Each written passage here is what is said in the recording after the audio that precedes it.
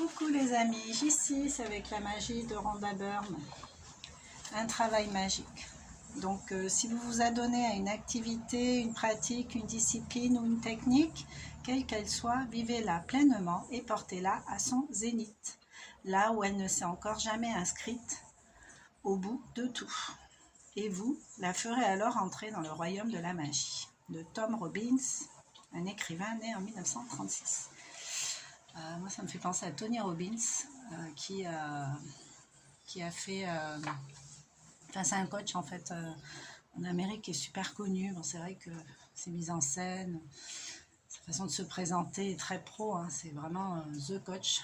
Mais j'ai vu un reportage sur lui avec Not Your Guru, excusez-moi pour la prononciation, mais vous pouvez le retrouver comme ça. Et c'est impressionnant en fait, tous les outils qu'il a, parce que c'est quelqu'un qui s'est vraiment servi de son expérience personnelle pour devenir coach. Moi, je trouve que c'est plus crédible en fait d'être passé par plein de choses et plein de compréhensions pour pouvoir après offrir ces compréhensions justement à d'autres. Donc voilà, un travail magique. Un travail magique. Donc je vais vous lire le rituel du jour. Hein, autrement dit, travail magique, mettez vos meilleures intentions dans votre travail, quel qu'il soit. C'est votre travail. Si vous n'avez pas l'intention de le lâcher pour autre chose qui vous satisfasse plus, restez où vous êtes pour l'instant. Peut-être pour plus longtemps, je ne sais pas, mais en tout cas, l'idée, c'est pas de tout bazarder, tout quitter à chaque fois comme ça. Mais c'est plutôt de regarder les enjeux, les tenants, les aboutissants de chaque situation, de voir ce qui nous convient, ce qui ne nous convient pas, de regarder les choses en face, vraiment. Et si on estime que ce n'est pas le moment de partir d'un travail, par exemple, qu'on a envie, c'est un projet, mais un vague projet, c'est même pas un projet, c'est une idée. Et après, plus tard, ça peut devenir un projet. Mais en tout cas, si c'est encore à l'état d'idée, j'aimerais bien... voilà, on rêve d'être ailleurs, de faire autre chose, mais sans mettre aucune action en place dans ce sens. Mais mettez au moins l'intention d'être bien là où vous êtes en ce moment.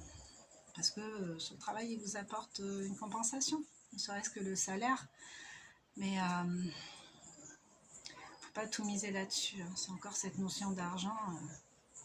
Cette société, elle est basée sur ça, donc il faut essayer de trouver autre chose en fait. Mettez l'intention déjà de faire de votre mieux, toujours cet accord Toltec, et de prendre du plaisir là où vous êtes. Donc trouvez comment prendre du plaisir là où vous êtes. C'est possible. C'est possible. Alors, un travail magique, rituel numéro 6.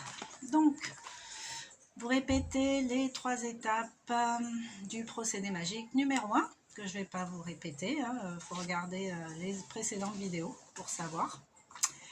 Voilà, aujourd'hui, pendant que vous serez au travail, imaginez qu'un superviseur invisible vous suive et prenne note de tout ce pourquoi vous éprouvez de la gratitude.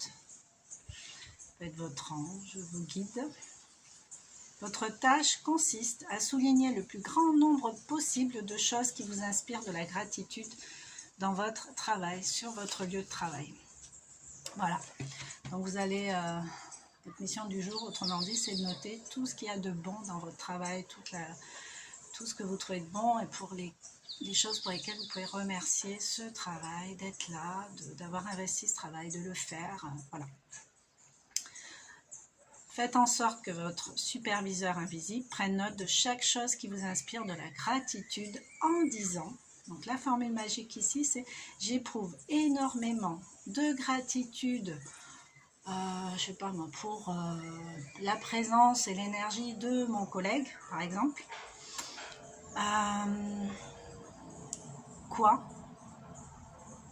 Parce qu'il, voilà, c'est quoi, mais pourquoi aussi, hein, parce qu'il est vraiment adorable et il complète parfaitement, on se complète parfaitement dans notre activité, notre façon d'être face à la clientèle, par exemple. Hein, je donne vraiment des exemples.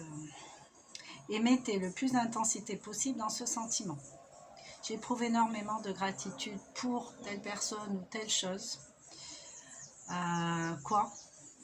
pourquoi en fait, voilà, mais aussi pourquoi. C'est peut-être pas clair. Alors je vous montre. Hein, vous voyez, pourquoi, mais aussi pourquoi. Il faut donner la raison en fait. J'éprouve de la gratitude pour telle chose parce que nanana. Voilà, il faut essayer d'être le plus complet possible dans cette formulation. J'éprouve énormément de gratitude pour parce que émettez le plus d'intensité possible dans ce sentiment.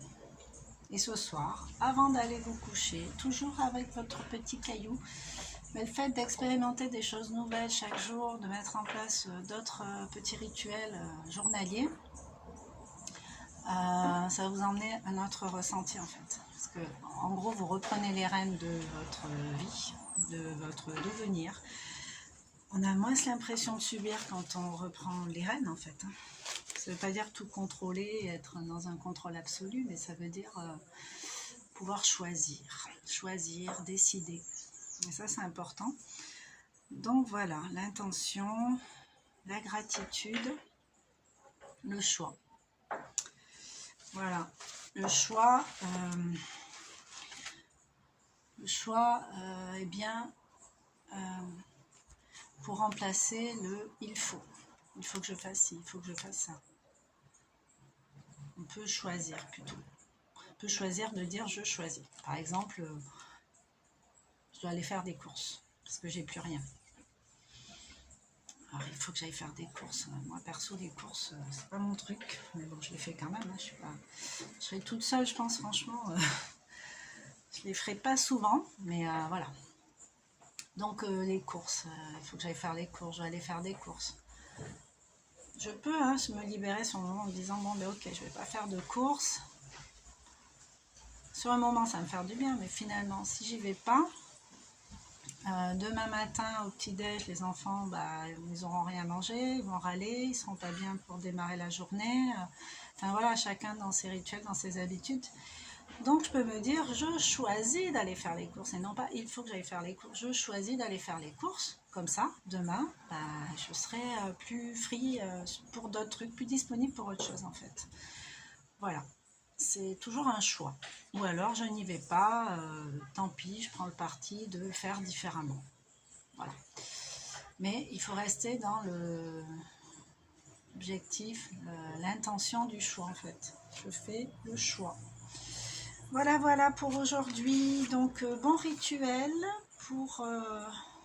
le 6e jour de ces petits rituels de Rhonda Byrne, la magie. N'hésitez pas à commenter comme d'hab. Et voilà, à demain pour le J7. On lâche rien, on continue. Et puis on met ses meilleures intentions. Bisous.